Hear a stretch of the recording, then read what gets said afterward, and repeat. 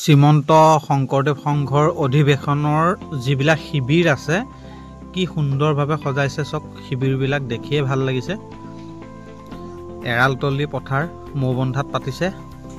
এইখিনি চক শিবিৰখিনি দেখুৱাইছোঁ আপোনালোকক।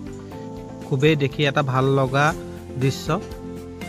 আৰু চক কি এনে মানে ইমান সুন্দৰকৈ সজাই ৰাখিছে তেওঁলোকে, দেখি ভাল লগা এটা মানে পৰিৱেশ।